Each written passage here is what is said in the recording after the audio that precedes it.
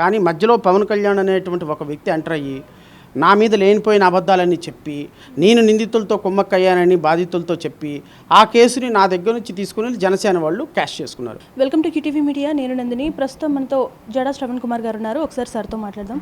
Sir, Saikrishna కేసుకి సంబంధించి ఎన్నో రకాల ఆరోపణలు అయితే వస్తున్నాయి. అటు పోలీసులే ఏదో మ్యానిపులేట్ చేస్తున్నారంటూ, అమ్ముడుపోయారు సాయికృష్ణ తల్లిదండ్రులు అంటూ.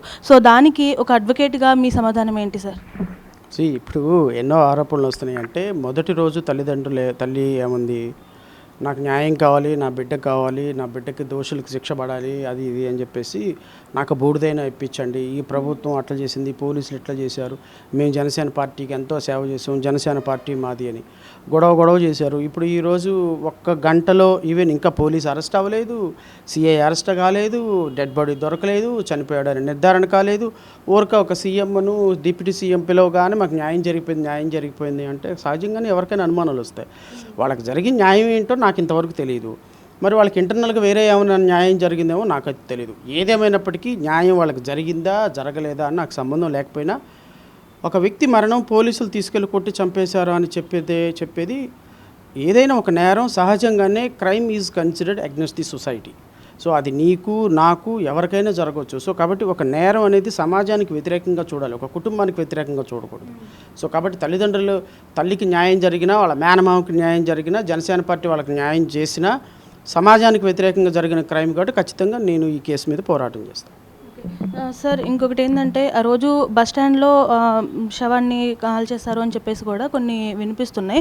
సో అది నిజమేనా? నిజంగానే పోలీసులు బస్టాండ్లోనే శవాన్ని ఖననం చేశారా? మరి నిన్న ఎవరైతే దాన్ని ఏమంటారు, స్వర్గపురిలో నుంచి అక్కడ డేటా ఎంట్రీ ఆపరేటర్ చెప్పినట్టుగా ఒక అనాథ శవం 23వ తేదీ సాయంత్రం అనాథ శవం బస్టాండ్ దగ్గర నుంచి వచ్చింది. డిపార్చర్ గేట్ నుంచి డిపార్చర్ బ్లాక్ అంటే ప్లాట్ఫామ్ నెంబర్ 41 to 49 వరకు డిపార్చర్ బ్లాక్లో ఉంటాయి. సో నేను ప్లాట్ఫామ్ నెంబర్ 43 అని చెప్పాను. సో ప్లాట్ఫామ్ నెంబర్ 43 డిపార్చర్ గేటా అనేది పక్కన పెడితే బస్టాండ్ అనాథ శవం వచ్చింది బస్టాండ్ నుంచి. దాన్ని 24వ తేదీన ఖననం చేసామని చెప్పారు. సహజంగా ఒక అనాథ శవం దొరికిన తర్వాత మినిమం 1 వీక్ ప్రొసీజర్ ప్రకారం ఉండాలి. 1 వీక్ పోలీసులు డేటాలో డివైస్తో చెక్ చేయాలి, గ్రిడ్లో పెట్టాలి, నేషనల్ గ్రిడ్లో పెట్టాలి, అధికారులకు సమాచారం ఇవ్వాలి, అది అన్నోన్ డెడ్ బాడీ ఎవరైనా క్లెయిమ్ చేసేవాళ్ళు ఉన్నారా లేదని నేషనల్ పోర్టల్లో పెట్టాలి, పోర్టల్ నుంచి వెరిఫికేషన్ తీసుకోవాలి. ఇవన్నీ పోలీస్ ఫార్మాలిటీస్ ఏమీ చేయకుండా ఈరోజు సాయంత్రం వచ్చి డెడ్ బాడీ రేపు పొద్దున్నే ఖననం చేశారంటే ఖచ్చితంగా అది సాయికృష్ణ డెడ్ బాడీ అని అనుకోవాలి. సార్, ఇంకొకటి ఏంటంటే ఇప్పుడు సిఐ నాగరాజ్ ఎవరైతే ఉన్నారో ఆయన వెనుక ఈ కేసుని తప్పుదారి పట్టించడానికి పెద్ద హస్తాలే ఉన్నాయంటూ కూడా కొన్ని వార్తలు వినిపిస్తున్నాయి. దానిపై మీ అభిప్రాయం ఏంటి? నా అభిప్రాయం ఏముంది, ఉన్నారనేది నేను కూడా ఎలిగేషన్ చేస్తున్నా. అది ఎవరు ఏంటి అనేది రేపు పొద్దున్న సిట్ ఫామ్ చేశారు కదా, సిట్ అధికారులు దాన్ని ఫైండ్ అవుట్ చేస్తారు. అండ్ ఇంకొకటి సార్, మీరు ఇప్పుడు పెట్టిన ప్రెస్ మీట్కి సంబంధించి అయితే మొత్తం కూడా ఇప్పుడు గవర్నమెంట్కి అలాగే మెయిన్గా చూసుకుంటే డిప్యూటీ సీఎం పవన్ కళ్యాణ్కి పూర్తిగా నెగిటివ్గా మాట్లాడినట్టుగా అనిపించింది, అంటే ఎలిగేషన్స్ చేసినట్లుగా అనిపించింది. సో దాని మీద ఒక క్లారిటీ కావాలి. ఎలిగేషన్ చేశాను పవన్ కళ్యాణ్ మీద అంటే అటు సుగాలి ప్రీతి కేసు తీసుకున్నా, సో వీటన్నిటి గురించి అంటే టోటల్గా ఆయన మీదే కొంచెం టార్గెట్ చేసి మాట్లాడినట్టుగా కొంతమంది మాట్లాడతారు. సో దాని టార్గెట్ ఏం లేదు. ఇప్పుడు పవన్ కళ్యాణ్ నిన్న ఏం చెప్పారు, 2019-24లో ఉన్న వైఎస్ఆర్సీపీ ప్రభుత్వం సుగాలి ప్రీతి కేసులో ఎవిడెన్స్ని మాయించేసింది అని చెప్పారా? విన్నారా మీరు? కానీ 2017లో ఈ పాప మర్డర్ జరిగింది, 2018లో ఆధారాలు సేకరించారు, 2018లో కోర్టుకి ఆధారాలన్నీ సమర్పించారు, ఆధారాలన్నీ కోర్టులో అంతే ఉన్నాయి, కోర్టులో నుంచి ఏ ఆధారం బయటికి రాలేదు. పవన్ కళ్యాణ్ చెప్పినట్టుగా ఆధారాల ధ్వంసం జరిగింది అని చెప్పడం తప్పు అని నా ఉద్దేశం. గత ప్రభుత్వం మీద నువ్వు బురద చల్లకూడదు, వాస్తవాలు మాట్లాడాలి. 2019లో ఏర్పడిన ప్రభుత్వం 2018లో ఉన్నటువంటి ఆధారాలని అవి కూడా కోర్టులో నిగూఢపరిచిన నిక్షిప్తంగా ఉన్న కోర్టులో ఫైల్ చేసిన ఆధారాలను ఎలా చేయగలదు? తప్పుడు సమాచారం ఇవ్వకూడదు. నీకు చేత కాదని చెప్పు. నేను సుగాలి ప్రీతికి న్యాయం చేయలేనా, నా వల్ల కాదు అని చెప్పు.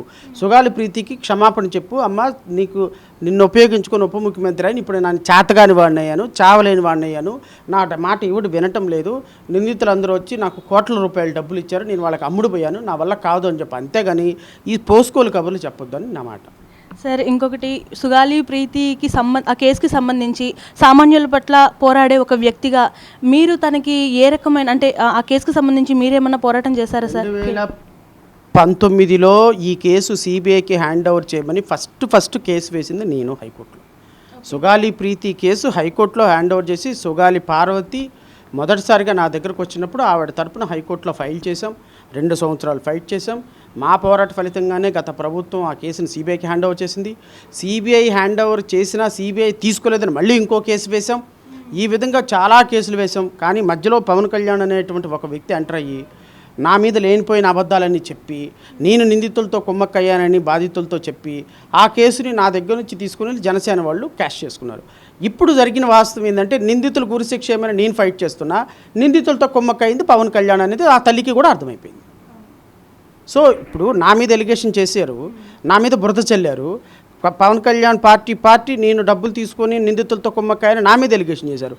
ఇప్పుడు ఆ తల్లి నన్ను నమ్ముకుంది. ఇప్పుడు వాళ్ళు ఒక పార్టీ నిందితుల దగ్గర డబ్బులు తీసుకున్నదని మాకున్నటువంటి నమ్మకం, మాకున్నటువంటి ఎలిగేషన్. ఇప్పుడు చెప్పండి ఎవరు కరెక్టు, ఎవరు తప్పు, ఎవరు రాంగు?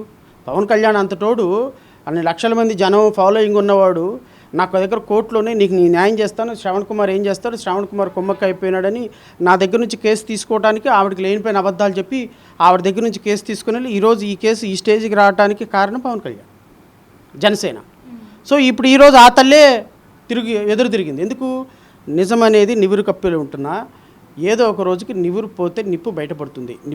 నిజం అనేది నిప్పు లాంటిదమ్మా, అది ఎవ్వరు పట్టుకున్నా ఆగదు. సో చూసారు కదా, జడా శ్రవణ్ కుమార్ గారి మాటలపై మీ అభిప్రాయాన్ని కామెంట్ రూపంలో తెలియజేయండి. మా ఛానల్ని ఫాలో అయిపోండి. వీడియో జర్నలిస్ట్ సందీప్తో నందిని, విజయవాడ నుండి.